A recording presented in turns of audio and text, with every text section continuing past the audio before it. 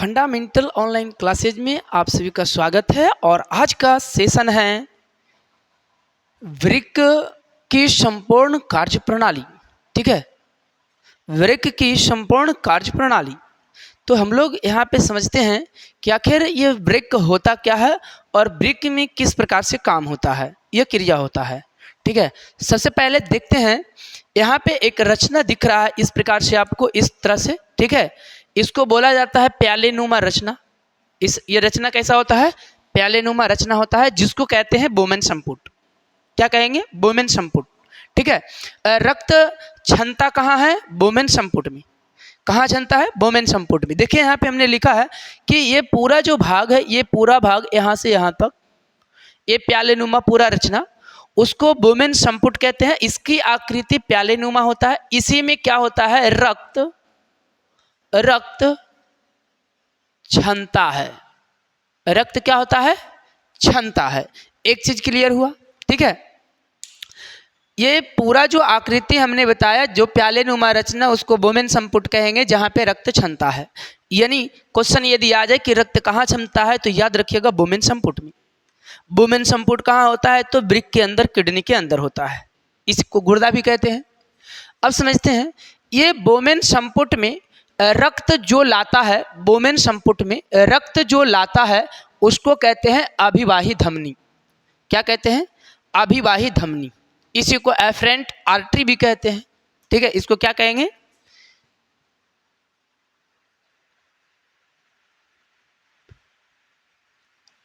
Efferent artery भी कहते हैं। ठीक है, इसको क्या कहते हैं? Efferent artery. तो जो रक्त लाएगा उसको अभिवाही धमनी कहते हैं। क्या कहते हैं उसको? अभिवाही धमनी। अब हम बात करते हैं, यहाँ से देखिएगा कि एक जो है निकला हुआ है, जिसको यहाँ पे हमने अपवाही धमनी।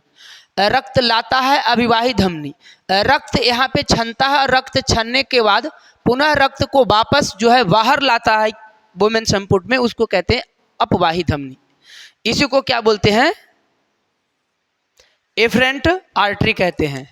क्या कहते हैं? एफरेंट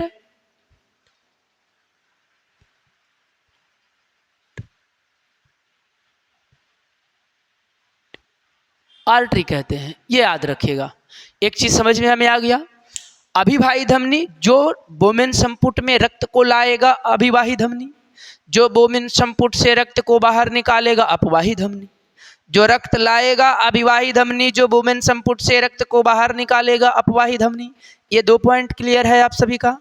अब समझते हैं, ये अभिवाही धमनी क्या होता है? जैसे ही बोमेन संपुट के अंदर आता है तो एकदम पतली पतली पतली पतली शाखाओं में विभाजित होते रहता है। और ये पतली पतली शाखाओं को कोशिकाएं कहते हैं, या कोशिका गुच्छ कहते हैं, या ग्लोमेरुलस कहते हैं। समझिएगा बात को। हमने क्या बोला? ये अभिवाही धमनी जैसे ही बोमेन संपुट के अंदर आता है तो ये बार बार विभाजित होता है, और बार बार विभाजित होने के बाद यह जो है कोशिकाएं बनाता है, जिसको कोशिका गुच्छ या ग्लोमेरुलस कहते हैं। जिसको क्या कहेंगे? कोशिका गुच्छ या ग्लोमेरुलस कहते हैं। ठीक है, जैसे यदि पूछा जाए वृक्क की संरचनात्मक इकाई क्या होती है, तो उसको नेफ्रॉन कहते हैं। क्या कहते हैं? वृक्क की संरचनात्मक इकाई को नेफ्रॉन कहते हैं। वृक्क की संरचनात्मक इकाई को नेफ्रॉन कहते हैं। ये पॉइंट याद रखिएगा।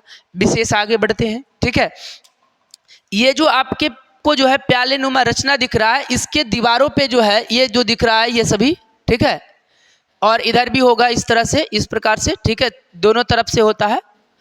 उसको कहते हैं एपिथेलियम उत्तक।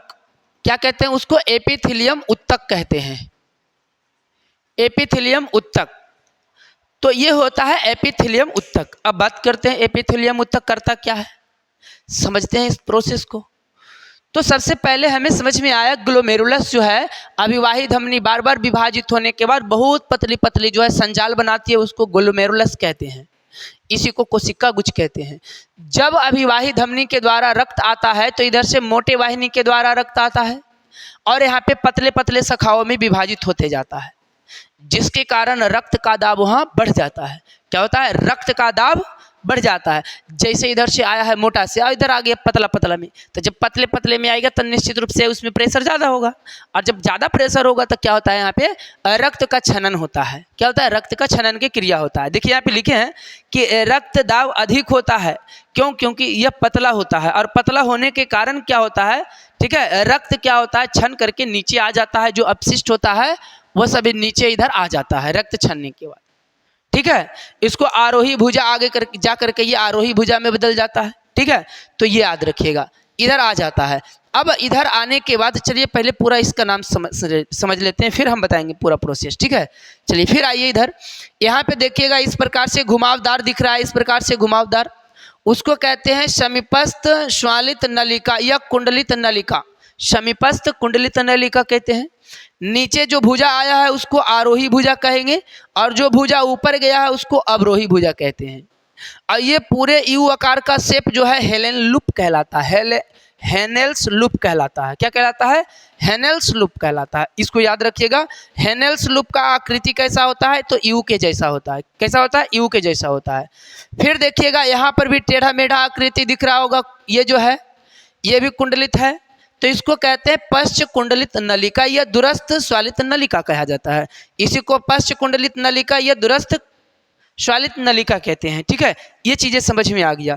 यहाँ के बाद जो है ये जो दिख रहा है आपको, ये पेड़ की तरह जैसा कि शाखा शाखा निकला दिख रहा है, वैसा है नहीं, बशर्ते ये है क्या, तो ये है संग्राहक नलिका।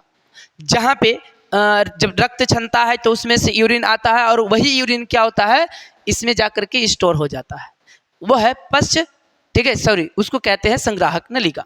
क्या कहेंगे? संग्राहक नलिका। हम बोले क्या? हमने बोला कि रक्त अभिवाही धमनी लाया, अभिवाही धमनी बार बार विभाजित होकर पतली पतली शाखा में बट गया। इस पतली पतली शाखा को हमने ग्लोमेरुलस कहा, ठीक है। पतला होने के कारण इसमें रक्त दाब अधिक होता है, तो जब रक्त आता है तब पतली पतली शाखा में बट जाता है रक्त, और जैसे ही ये बढ़ता है वहाँ तो रक्त दाब अधिक होने के कारण जो है रक्त का छनन का क्रिया होता है और अपशिष्ट नीचे की ओर आ जाता है। लेकिन उस उत्सर्जी पदार्थ में जो है केवल अपशिष्ट नहीं होता है बल्कि उपयोगी पदार्थ भी आ जाता है। अब क्या होता है, उसका पुनः अवशोषण की क्रिया होता है, पुनः अवशोषण की क्रिया। तो जैसे इसके अंदर आता है तो यहाँ पे होता है, इसके स्तर में एपिथेलियम उत्तक होता है। ये एपिथेलियम उत्तक क्या करता है? विसरण क्रिया के द्वारा, ठीक है, एपिथेलियम उत्तक क्या करता है? विसरण क्रिया के द्वारा जो इसमें आवश्यक पदार्थ होता है उसको पुनः अवशोषित कर लेते हैं। क्या करते हैं? पुनः अवशोषित।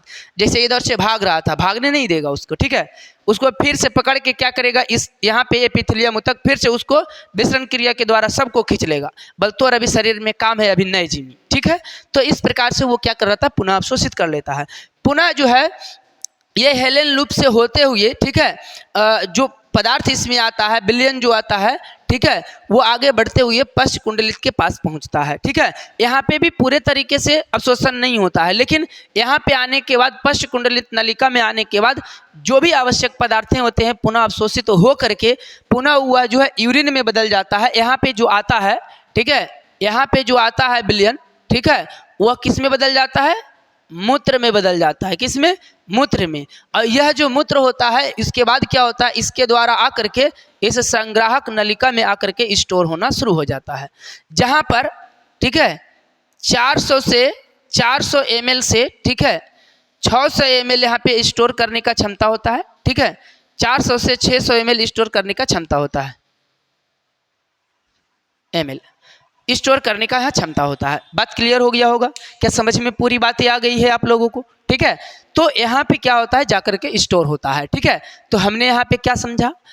अभिवाही धमनी रक्त को लाएगा ग्लोमेरुलस में। ग्लोमेरुलस जो है पतली पतली शाखा होता है जहाँ पे रक्त का दाब अधिक होता है, जिसके कारण यहाँ पे क्या होता है, छनन की क्रिया होता है। छनन की क्रिया में जो उत्सर्जी पदार्थ होते हैं नीचे आ जाते हैं, और ये जो बोमेन संपुट होता है, बोमेन संपुट में जो है एपिथेलियम उत्तक के अस्तर पाए जाते हैं। ये एपिथेलियम उत्तक के अस्तर क्या करते हैं, ठीक है, तो विसरण क्रिया के द्वारा जो आवश्यक पदार्थ नीचे आता है उसको पुनः अवशोषित कर लेते हैं, और पुनः वो उत्सर्जी पदार्थ आगे की ओर बढ़ते जाता है, जो हेलेन लूप से क्या होता है, पुनः पश्च कुंडली तक पहुंच जाता है। यहाँ भी जो भी आवश्यक पदार्थ रहता है उसको पुनः से अवशोषित कर करके पुनः संग्राहक नलिका में उसे भेज दिया जाता है। इस प्रकार से क्या होता है, पूरे में ये छनन की क्रिया संभव हो पाता है। ठीक है, चलिए आज का सेशन जो है यहीं तक, ठीक है। बाकी नेक्स्ट क्लास हम लोग मिलते हैं और इसी प्रकार का नए वीडियो के साथ आप लोग को नेक्स्ट टाइम मिलेंगे, ठीक है। Thank you.